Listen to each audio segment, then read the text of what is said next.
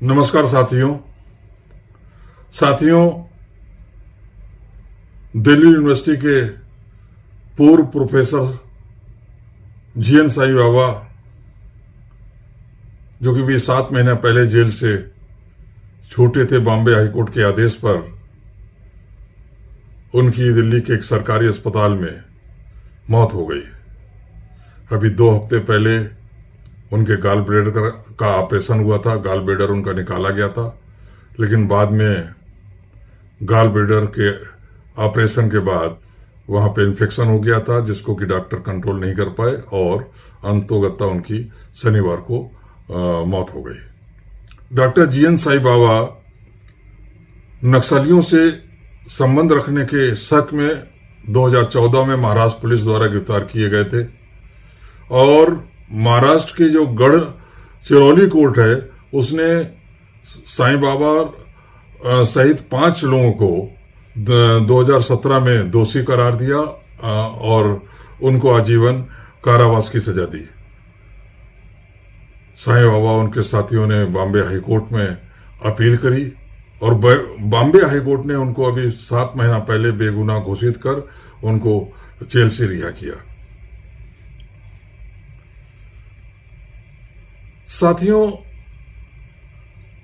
साईं बाबा की मौत एक साधारण मौत नहीं मानी जा सकती, क्योंकि आप कल्पना कीजिए कि साईं बाबा जैसा उच्च शिक्षित व्यक्ति, जो कि दिल्ली यूनिवर्सिटी में प्रोफेसर था, सामाजिक अधिकारों के लिए एक कार्यकर्ता भी था, और साईं बाबा जो कि 90% दिव्यांग थे, तो दिव्यांगों के अधिकारों के लिए वो संघर्ष करते थे।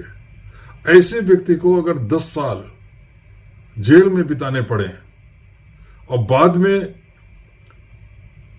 हाई कोर्ट उनको ये कहे कि आप बेगुनाह हैं, पुलिस आपके खिलाफ जो भी आरोप लगाए उसमें कोई सबूत पेश नहीं कर पाई, इसलिए आपको रिहा किया जाता है, तो सोचिए कि उसकी मनोदशा पे 10 सालों में क्या फर्क पड़ा होगा। वो कोई पेशेवर मुजरिम तो था नहीं जो 10 साल जेल में रहा और जेल से बाहर आया और आराम से अपने घर जाके फिर से रोटी सब्जी खाने लगा और फिर से अपराध में लग गया। वह एक पढ़ा लिखा व्यक्ति था, प्रोफेसर था, और सोचिए कि उनके ऊपर तो तमाम जुल्म किए गए। जैसा कि उन्होंने बाहर निकलकर अगस्त में आरोप लगाया कि उन्हें दवा नहीं दी जाती थी, केवल दर्द निवारक दवा दी जाती थी। डॉक्टर आते थे जो प्रिस्क्रिप्शन लिखते थे, लेकिन प्रिस्क्रिप्शन लिखने जाने के बावजूद उनको जेल के अधिकारी दवा नहीं देते थे। दर्द निवारक दवा इसलिए दे देते थे जिससे कि यदि उन्हें कोई दर्द हो तो वो जोर से चीखें चिल्लाए ना। इसलिए ऐसे व्यक्ति की मौत, जिसे कि 10 साल बाद हाईकोर्ट बेगुनाह घोषित करता है, मेरिट पर शक या संदेह के आधार पर तकनीकी रूप से उसे रिहा नहीं करता है, बल्कि मेरिट के आधार पर बेगुनाह घोषित करता है कि आप जाइए, आपको पुलिस ने गलत कैद कर रखा था। और हमें यह याद रखना चाहिए कि साईं बाबा को सिर्फ 1 बार नहीं 2 बार बरी किया गया। अक्टूबर 2022 में बॉम्बे हाईकोर्ट ने यह पाया कि यूएपीए की कोई भी जो वैध मंजूरी उनको गिरफ्तार करने से पहले नहीं ली गई थी, इसलिए उनका ट्रायल ही गलत था। और साईं बाबा और उनके 5 सहयोगियों को बरी कर दिया गया। लेकिन सुप्रीम कोर्ट ने सरकार के अनुरोध पर तुरंत शनिवार के दिन आपातकालीन सुनवाई करी और उनकी जो रिहाई का आदेश था उस पर उसको स्टे कर दिया और हाई कोर्ट की दूसरी बेंच के पास यह मामला रेफर कर दिया और उनसे कहा कि आप नए सिरे से इस पूरे मामले पर कार्रवाई करिए, इसकी सुनवाई करिए। और अभी 7 महीना पहले नई बेंच ने भी उनको बेगुनाह घोषित किया और इस बार हाईकोर्ट की इस बेंच ने उनको खाली तकनीकी आधार पर संदेह का लाभ देते हुए बेगुनाह नहीं बताया, उनको बरी नहीं किया, बल्कि उन्होंने कहा कि पुलिस और अभियोजन पक्ष कोई भी साक्ष्य उपस्थित नहीं कर पाया, कोई भी ठोस सबूत उपस्थित नहीं कर पाए जिससे ये साबित हो कि प्रोफेसर साईं बाबा और उनके साथियों के संबंध नक्सलियों से थे, और इसलिए उनको निर्दोष घोषित करते हुए उनको रिहा करने का आदेश दिया। एक संगठन है जो कि दिव्यांग लोगों के लिए काम करता है, National Platform for the Rights of the Disabled, NPRD. इस एनजीओ एनपीआरडी ने दावा किया है कि लंबे समय तक कारावास और अपर्याप्त चिकित्सा और देखभाल की कमी के कारण प्रोफेसर साईं बाबा की समय से पहले मौत हो गई, असामयिक मौत हो गई। और उन्होंने कहा कि कारावास के दौरान उनकी रीढ़ की हड्डी में और पूरे नर्वस सिस्टम में तमाम कमियां आ गई थी, बीमारियां आ गई थी, और यहां तक कि जो गिरफ्तारी के कारण उनको चोट लगी थी उसके कारण उनके एक हाथ ने भी काम करना बंद कर दिया था। इस एनजीओ ने आरोप लगाया है कि प्रोफेसर साईं बाबा तीव्र अग्नाशय शोथ और गॉलब्लैडर की पथरी से पीड़ित थे, लेकिन बार बार अनुरोध करने पर भी उनको सर्जरी के लिए की सुविधा नहीं दी गई। शक के आधार पर अपनी गिरफ्तारी को लेकर साईं बाबा ने कहा था कि जिस शक के आधार पर उनको गिरफ्तार किया गया वह बिल्कुल बेबुनियाद था, और बाद में वह हाईकोर्ट में साबित हुआ। लेकिन गिरफ्तारी के बाद 10 साल तक जिस प्रताड़ना से मैं गुजरा हूं, जिस प्रकार की क्रूरता मेरे साथ की गई है, उस क्रूरता को मैं कभी भूल नहीं पाऊंगा। उनको मां की अंत्येष्टि में भी शामिल होने से इनकार कर दिया गया, उनको परमिशन नहीं दी गई, पैरोल की परमिशन नहीं दी गई, जबकि तमाम बलात्कारियों को आए दिन पैरोल मिल जाता है, छोटे छोटे कामों के लिए पैरोल मिल जाता है। राम रहीम जो कि बलात्कार के केस में 20 साल की सजा काट रहा है, उसका तो पैरोल पर जाने का अब रिकॉर्ड बनता जा रहा है। जब देखो वो पैरोल पर रिहा कर दिया जाता है, कभी 10 दिन के लिए, कभी 20 दिन के लिए, कभी कभी तो 50-50 दिन के लिए उसको पैरोल पर रिहा किया गया है। लेकिन दिल्ली यूनिवर्सिटी का एक उच्च शिक्षित व्यक्ति जो दिल्ली यूनिवर्सिटी में प्रोफेसर था, अंग्रेजी का प्रोफेसर था, उसको जो है अपनी मां की अंत्येष्टि में शामिल होने के लिए पैरोल देने से इनकार कर दिया हमारी न्यायपालिका ने।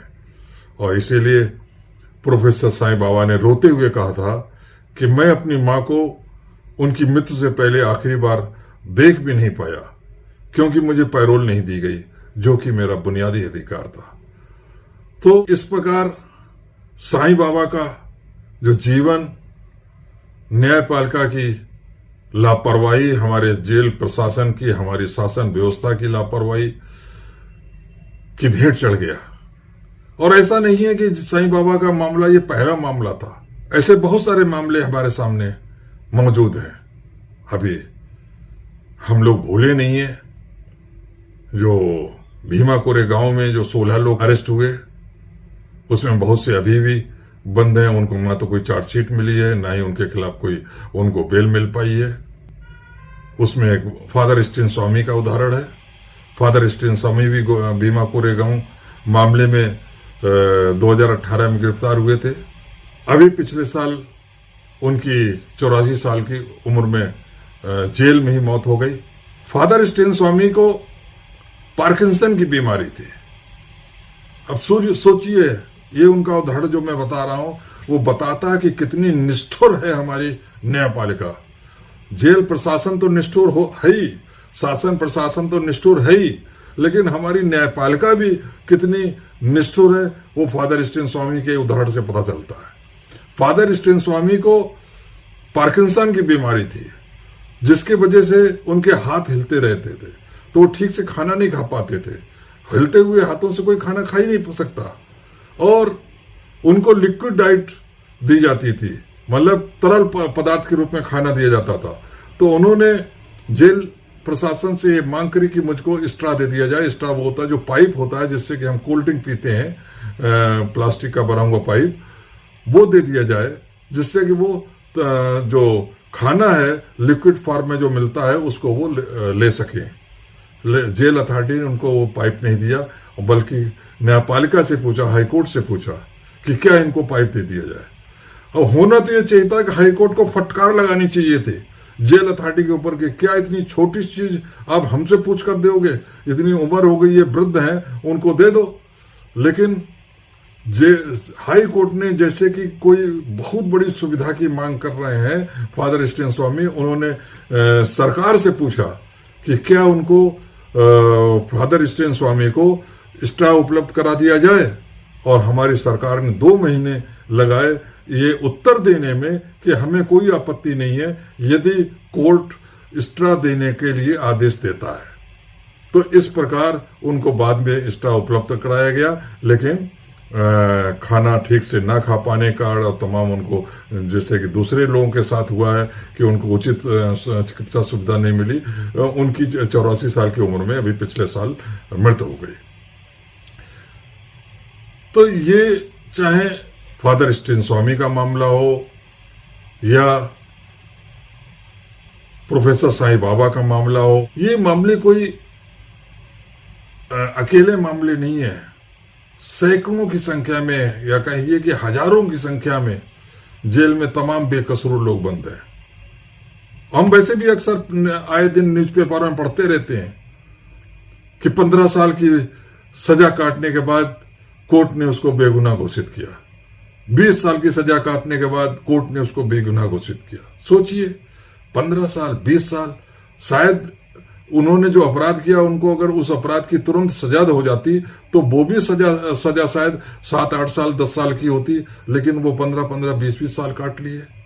तो इस तरीके की हमारी न्यायपालिका है। हमारे तमाम नौजवान अभी भी जेलों में पड़े हुए हैं और उनको बेल नहीं मिल पा रही है, और तमाम बलात्कारियों को न केवल आए दिन पैरोल मिल जाती है बल्कि उनके व्यवहार को अच्छा बताकर जेल प्रशासन उनकी सजा भी कम करने की सिफारिश कर देता है और बाद में उनकी सजा कम हो जाती है और वो समय से पहले जेल से रिहा हो जाते हैं। तो ये है हमारी न्यायपालिका और हमारा शासन प्रशासन का रवैया। जेल में बंद लोगों के साथ किस तरीके का व्यवहार करते हैं, उन्हें इससे कोई मतलब नहीं कि वह जो जेल में बंद है वो बेगुनाह है या नहीं है। वह तो उसका गुनाह साबित किए बिना ही उसको 8-10 साल ऐसे ही जेल में उसके बिता देते हैं। तो साथियों, संक्षेप में यही कहना है, इन मामलों से यही स्पष्ट होता है कि हमारी न्यायपालिका, हमारा शासन प्रशासन तो दोषपूर्ण है, हमारी पुलिस व्यवस्था तो दोषपूर्ण है, लेकिन हमारी न्यायपालिका भी दोषपूर्ण है, उनकी कार्यप्रणाली भी दोषपूर्ण है और उसमें बड़े बदलाव की आवश्यकता है ताकि आम जनता को समय पर न्याय मिल सके। जय संविधान।